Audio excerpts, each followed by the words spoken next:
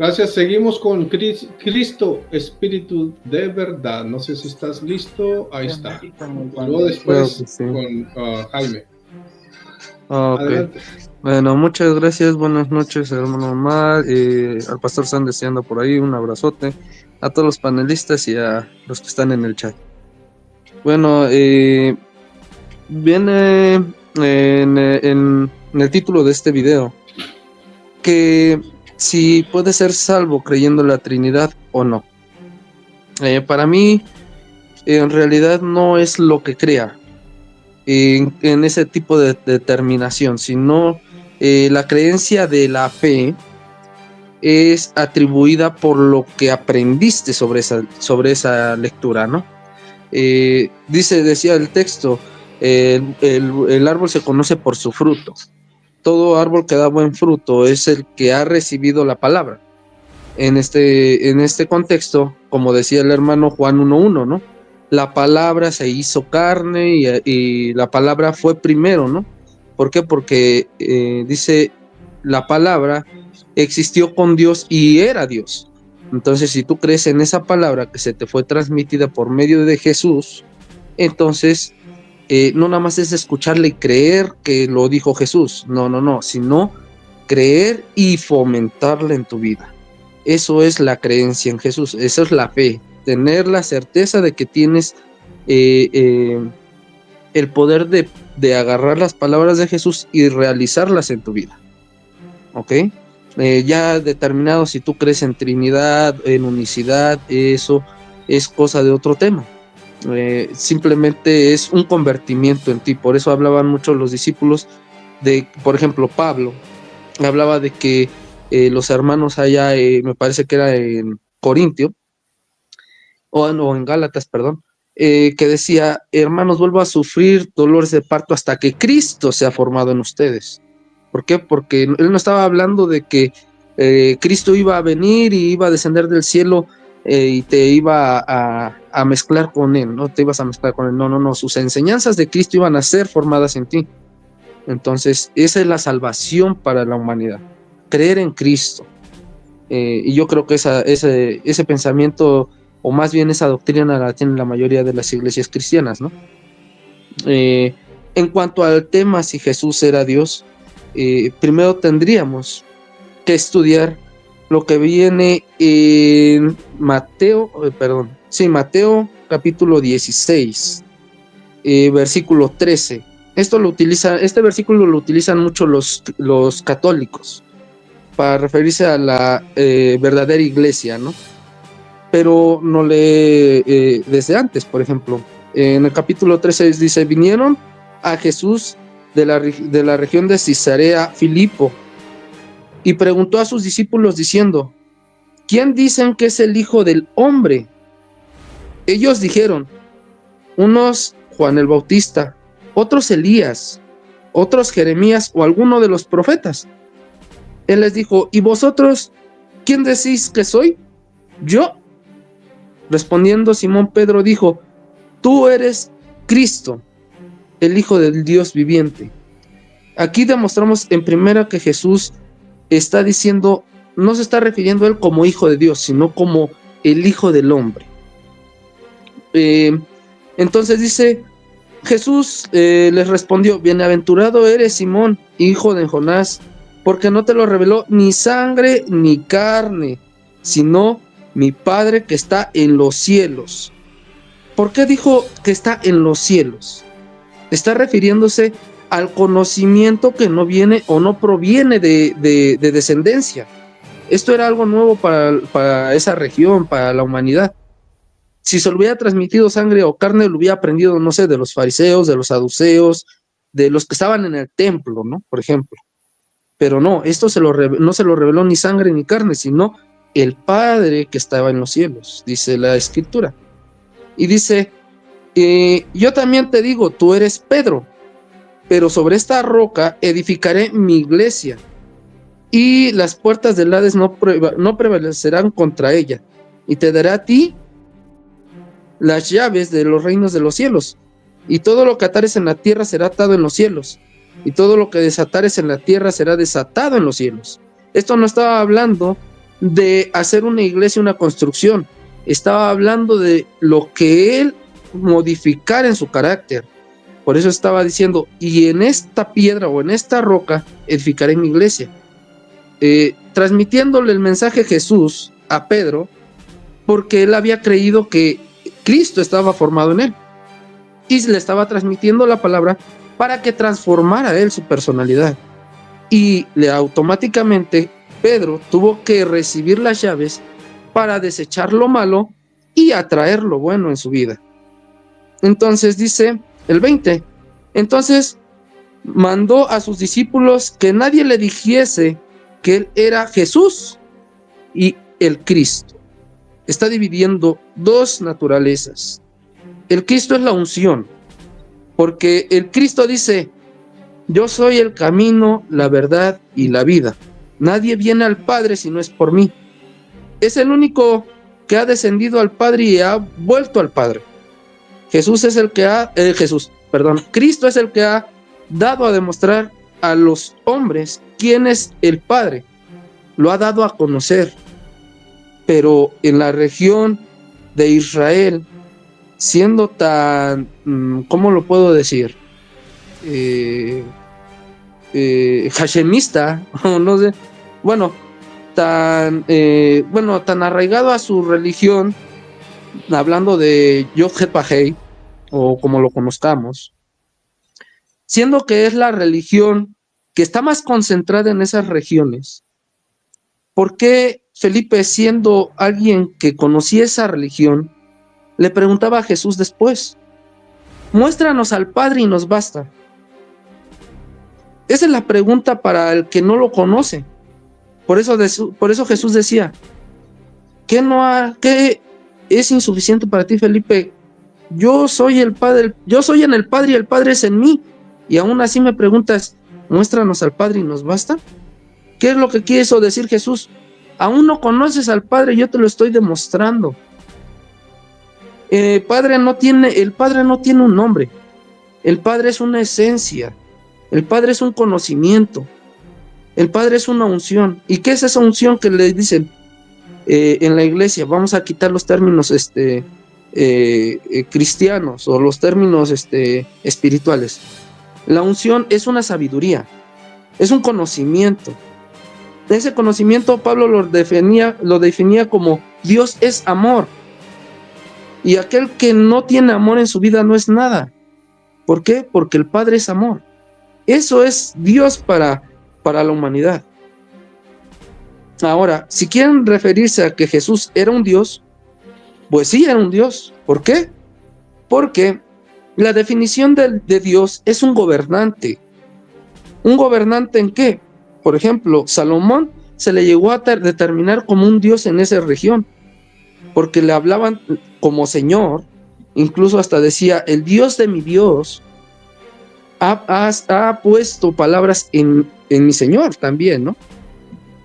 Estos son dos tipos de definiciones. Santificación, más que ser una palabra religiosa, la santificación es lo mismo que la unción o el conocimiento de lo que está oculto o de lo que se ha ocultado a la humanidad. Ser santo es como si alguien fuera a la escuela y aprendiera algo nuevo y se lo transmitiera a los demás. Pero aquí Pablo está diciendo, sean perfectos como Dios es perfecto. ¿Por qué?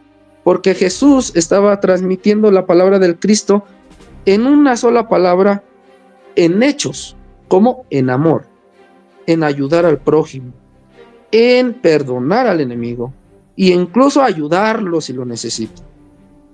Cuando en los antiguos lo que habían aprendido es a poner al enemigo a estrado de sus pies. Todo en la religión judía estaban ligados que el enemigo tendría que morir a espada o tendría que morir porque así lo determinó su Dios. Entonces viene un Dios diferente a los que lo conocían los judíos y ahora para ellos es una herejía. Por eso le llamaban endemoniado a Jesús. ¿Por qué? Porque estaba dando una doctrina diferente a lo que ellos conocían. Es por eso que jamás comprendieron sus palabras. Por eso a lo suyo vino, pero los suyos no le conocieron. ¿Por qué? Porque nosotros somos esencia del Padre, pero jamás podremos conocer al Padre si no nos quitamos el adoctrinamiento que tenemos de por medio desde de nuestra antigüedad. Para que entre la palabra de Cristo a nosotros, primeramente tenemos que desechar nuestras doctrinas y adoctrinarnos con el conocimiento del Cristo. Cristo es el que dio la palabra de salvación. Cristo es el que prometió una vida eterna. En caso de que alguien me dijera o me sacara un texto que en realidad alguien tuvo vida eterna en el Antiguo Testamento, yo le creería, pero siempre y cuando yo no le derrumbara su argumento. ¿Ok? Bueno, esto es por el momento mi argumento. Pregunta, en cuanto a la pregunta del video, ¿se puede salvar si no creen en la Trinidad? Claro que sí, porque no estamos hablando le vuelvo a repetir, no estamos hablando de una doctrina, estamos hablando de creer en las palabras que nos transmitió Jesús y cambiar nuestro aspecto o nuestra modalidad de forma de ser, para que me entiendan. Eso es un cambio radical que la religión piensa que son por medios de rituales, como lo hacían en el Antiguo Testamento. Matar una vaca o un cordero, no. Jesús hablaba de arrepentimiento, de perdón, de amar al prójimo. Por eso cuando le preguntaron sobre cuál era el mayor mandamiento, aquella persona que le preguntó decía que era amar a Dios con todo tu corazón, con toda tu alma y todas tus fuerzas. Pero el segundo decía, y amar a tu prójimo como a ti mismo. En estos dos mandamientos se basa toda la creencia de Cristo. Ok, vamos a ver. Ok, gracias. Bueno, aquí yo tengo una traducción.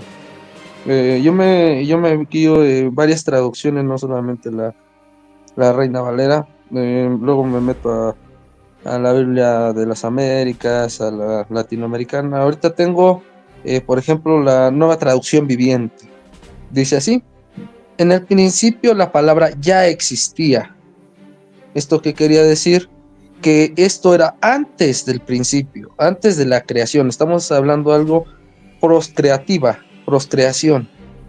Dice, la palabra estaba con Dios y la palabra era Dios. Es que es la palabra, el que es la palabra ya existía en el principio con Dios.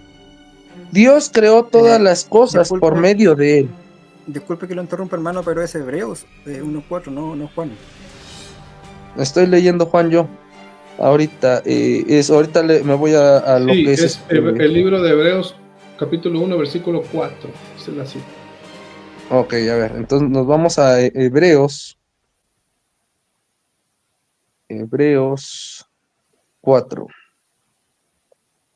Hebreos 1:4, ¿verdad? Me dijo. Sí, Hebreos 1:4. Hebreos. Permítame tantito.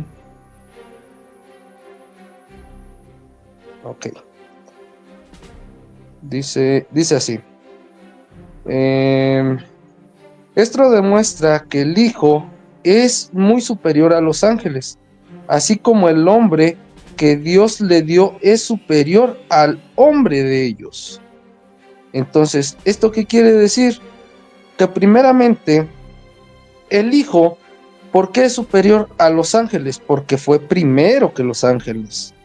Así como el hombre que Dios le dio es superior a los hombres de ellos. Esto está hablando de Jesús. Y antes está hablando del Hijo. ¿Quién es el Hijo? Cristo. Yo estoy hablando como desde el inicio se los dije, es mi diferencia que yo tengo ante la sociedad católica, o la sociedad cristiana, que yo separo lo que es Jesús en naturaleza humana y a Cristo como naturaleza espíritu. Entonces, aquí está hablando que el Hijo primero que fue dado, que es superior a los ángeles, se le llama el Cristo. y el hombre que se le fue dado a los hombres se llama Jesús y es mayor a los demás. ¿Por qué? Porque contenía al Cristo. Entonces, esto demuestra que Juan 1:1 y esto de Hebreos está ligado. ¿Por qué? Porque por medio del Cristo o de la palabra o del verbo, como lo quieran hablar, ya existía mucho antes de la creación. Él ya tenía el conocimiento pleno de lo que iba a existir y de lo que no. Entonces, por medio de él se le dio vida a todo. Es más, dicen que la misma palabra era la luz que le daba vida a los hombres. Entonces, esto se ata muy bien a lo que yo les vengo explicando. No se puede combinar a Jesús con el Cristo en su totalidad. Sí tuvo la unción, bueno, le tuvo el conocimiento del Cristo. Yo voy a quitar palabras religiosas porque no me competen mucho. Él tuvo el conocimiento del Cristo para transmitirlo a la humanidad. Y eso le conllevó a ser un mejor hombre para el hombre que ya existía. Por eso igual la Biblia habla sobre los dos Adanes. El primero que era alma viviente y el segundo que es espíritu vivificante. Porque ahí se divide con el Cristo. El Cristo era el espíritu vivificante, y es más, la misma palabra lo dice, que el posterior Adán era el que le iba a dar el espíritu vivificante a la humanidad. Primero era un alma viviente. ¿Qué es un alma viviente? En el primer, si no recuerdo, era Génesis 2, dice que, ok, ya después le daré la explicación de eso. Ok, gracias. Bueno, hablándose de lo que era en Apocalipsis 3, ¿me dijo? Apocalipsis 3:14. Ok. Lo que yo encuentro aquí dice el que estuvo en la creación, ¿no? Dice el Dios de la Nueva Jerusalén. El que estuvo en el inicio, en la creación, dice que fue un ángel. Ese ángel es el que se le apareció en la zarza ardiente a Moisés y le dio la ley. Por eso apedrearon igual a Esteban, porque Esteban estaba diciendo: ustedes que recibieron la ley por medio de ángeles y no la pudieron cumplir. Entonces, ¿cuál era la idolatría de Israel? Creer que un ángel era Dios, y ese ángel sigue puesto como Dios. Es por eso que igual en el Apocalipsis relata que el diablo se iba a hacer pasar por Dios. Pero es que aquí no estamos hablando de dioses, señores. Aquí Cristo estaba Jesús por medio del Cristo estaba hablando no de un Dios, estaba hablando de un Padre, porque jamás él dijo Dios nuestro que estás en el cielo. No, él estaba hablando Padre nuestro que estás en el cielo, o en los cielos, dice el Padre nuestro, ¿no? También dice, para que sean uno como nosotros somos uno. ¿Qué está hablando? El Padre no es un Dios, el Padre es una esencia. Entonces, aquí lo que estamos viendo son ángeles que se hicieron pasar por Dios en el mundo. Así como hay un Dios de Israel, igual hay un Dios griego como Zeus. Entonces, estamos hablando de ángeles bajados del cielo o ángeles caídos. No tiene nada que ver con lo que Jesús vino a relatar. Jamás puede referirse. Por eso decía que Jesús, primero a lo que enviaba a los apóstoles a predicar, era a los que estaban perdidos en la casa de Israel. No estaba hablando de los que estaban afuera, estaban hablando de aquellos que habían caído en las creencias que un ángel era un Dios y lo estaban adorando. Esa era su idolatría de Israel. Entonces, también en el desierto eran guiados por ese ángel. Y sobre todas las cosas, ese ángel les dijo que no había Dios fuera de él. Entonces, si no había Dios ni dentro ni fuera de ese ángel, ¿cómo representan a un Jesús que estaba dentro de su Padre? Y que él era dentro y fuera de su Padre, y eran uno con él. Están hablando de dos naturalezas diferentes. Eso es lo que están cayendo en error en Israel. Eso es lo que seguimos cayendo en error. Estamos hablando de un anticristo, algo que fue creado antes que Cristo viniera. El falso Dios. Así como Zeus, así como Mitra, así como Yod-Ket-Bahei, como la religión yavista, como todas las religiones pasadas antes de que viniera Jesús, antes de que viniera el Cristo a referirse de una salvación. ¿De qué nos va a salvar Jesús si está en un pueblo que creía, si supuestamente que creía en un Dios verdadero? Tiempo. Entonces, ¿a qué vendría? Te he mostrado una infinidad de versículos que dicen que Jesucristo es Dios. Yo también te he mostrado y ustedes van a seguir en lo mismo. Lo que pasa es que tú no interpretas los versículos Omar, mira. Ese es tu problema. Mira, aquí el problema va a estar... Jesús tiene un trono en la tierra y el Padre tiene un trono en el cielo. No son iguales. Jesús se le va a dar el trono de David, su padre, y Dios en el cielo tiene su trono. Eso menciona la Biblia. No tienen por qué ser no, iguales. Apocalipsis dice que el Padre y el Hijo están en el mismo trono, en el mismo seno. ¿Cómo está eso? No, Jesús tiene un trono preparado aquí en la tierra. ¿Sabes cuál es el concepto de un trono? Muchos piensan que un trono tiene que ver con un asiento y no tiene nada que ver. Jesús se le va a dar el no trono tiene nada que ver. Mira, es que aquí... lugar a FG, o vamos a ver. Adelante. Si te presentas. Es que lo que pasa es que el problema de Omar es que malinterpreta los textos y lo interpreta a su manera. Es que yo pienso también como de ustedes han malinterpretado 500 años mal la Biblia. 500 años. Nada más imagínate, Omar, nada más imagínate, todos estamos mal y tú estás bien. Nada más imagínate, todo el mundo está mal y tú estás bien. O sea, es increíble. Hay muchos más. No, es minoría. Esa mira, minoría es hereje. Jesucristo solamente tuvo 12 apóstoles de miles de gente. Y la mayoría no hace diferencia respecto a la verdad. Según tu verdad, ojo, según tu verdad. Omar, fíjate que es que en realidad están mal contextualizando todo. Porque tú estás hablando de que el Dios de Israel tiene un trono en el cielo. Pero en realidad los salmos determinan que el mundo y el reino de este mundo es de Jehová o de Yod-Het-Vahei. Y cuando Jesús se le determinaba o se le preguntó que si era rey, él contestó: mi reino no es de este mundo. Él está hablando de un reino impercedero, o sea, algo que no se llega a pudrir, que no termina, que tiene infinidad de vidas, o sea, no puede terminar, no tiene inicio ni tiene fin. Y el reino terrenal, ese sí, por eso Jesús determinaba: el príncipe de este mundo viene y no tiene nada contra mí. Porque estaba hablando de quién, del Dios de la tierra. No estaba hablando de un Dios de un cielo, como se los vuelvo a repetir. Los dioses están creados para la tierra. ¿Por qué? Porque los ángeles se presentaron como dioses a la humanidad. El Padre, que es de Jesús, no se vino a presentar como un Dios. Eso era una determinación que los apóstoles posteriormente les dijeron, pero yo quiero que me den una cita donde Jesús determina que su Padre es Dios. O sea, que Jesús les dijo a la humanidad, es que a este le deben de llamar Dios. No, él les estaba diciendo, ustedes deben de referirse a él como Padre, porque él no estaba hablando de tenerles o de plantarles una figura nuevamente de un Dios, sino de un Padre. Un Padre es mayor que un Dios es aquel que te gobierna, y un Padre no, un Padre es aquel que te dirige. Es algo muy diferente. Es de ser borrego a ser hijo, de ser esclavo a ser libre.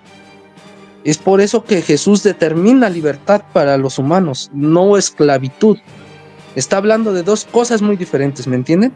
Estamos diferenciando entre dioses que son ángeles implantados en la tierra y de un Padre que, aunque quisieran verlo como un Dios, es mucho más que un Dios.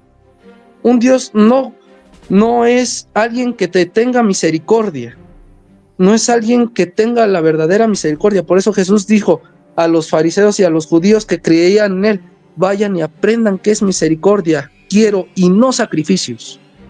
¿Por qué? Porque ellos estaban con una falsa creencia de que era misericordia. Ellos estaban creyendo de una falsa doctrina. Es por eso que Jesús los vino a hacer libres. Cristo los vino a hacer libres con su doctrina, con lo que él les estaba expresando, de liberarse de los dioses de este mundo. ¿Para qué? Para poder entrar a una vida eterna, no terrenal. Eso sí. ¿Por qué? Porque Yod-Het-Vahei se declara como el Dios creador del mundo, pero no estamos hablando de una creación mundana. Estamos Bien. estamos creyendo en una creación espiritual. ¿Por qué una Bien. creación espiritual? Porque es lo que se le está encomendando a la humanidad creer para poder vivir eternamente. No estamos hablando de una eternidad en el mundo.